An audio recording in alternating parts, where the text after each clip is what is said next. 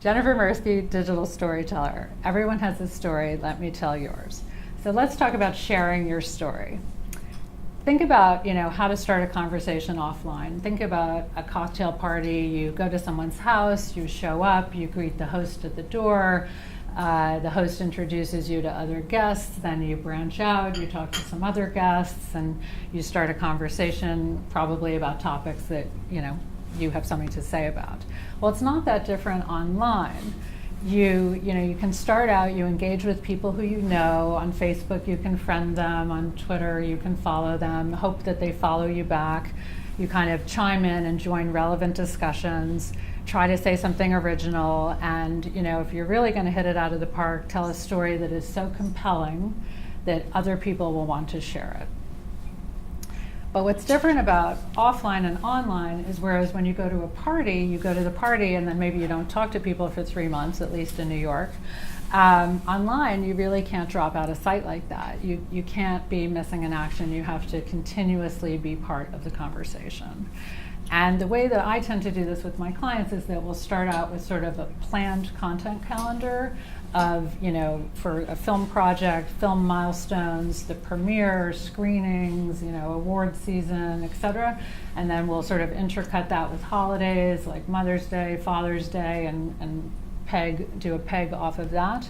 And then we'll also do like live tweets and coverage of live events. So it really, that's the way to sort of keep it rich and keep it going and take advantage of social media. So the other question is, where and when do you go on social media? And unlike appointment TV, where everyone used to gather around, and watch the same television show at the same time on the same channel, perhaps even, the web is 24/7. It's always on. It's real time.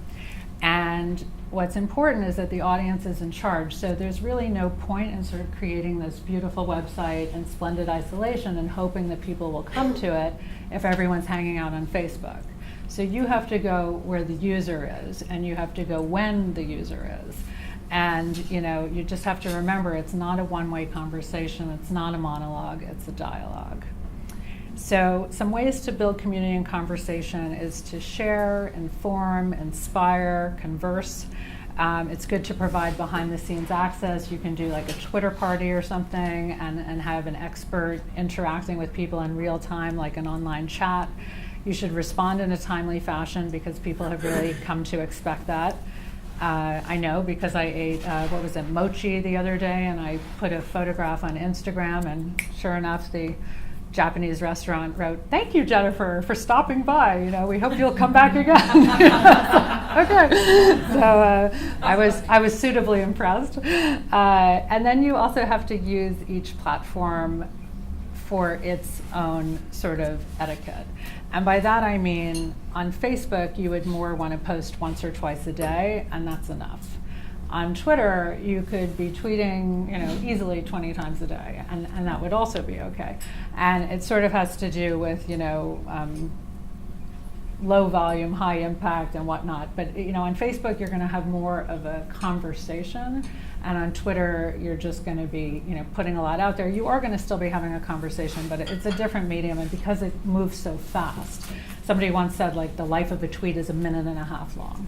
So I give you that idea. And then the other thing to do is really to sort of measure and study what you're doing and see what's really resonating, and then you sort of respond accordingly. So the other thing is just some tips are to follow relevant people. You tweet at them, which means you put the @ sign before their handle, and that way they're notified. You use hashtags, which are a way to topically join a conversation. You leverage partners. In the case of Dancing in Jaffa, the executive producers are LaToya Jackson and Morgan Spurlock and Nigel Lithgow, so they have huge audiences. So, we're this little film, and it makes sense to have a rising tide that lifts all boats, have them yell from the hills about how wonderful this film is. And then also to create shareable content that people will want to share. So, don't just self-promote, scratch other people's backs, tap into the greater good. People like to feel that they're doing good. And some examples. So there was a hashtag campaign going on, Jews and Arabs refuse to be enemies. And so we thought, this is perfect. This is the message of our film, so we're going to participate in that conversation. Or deconstructing a tweet.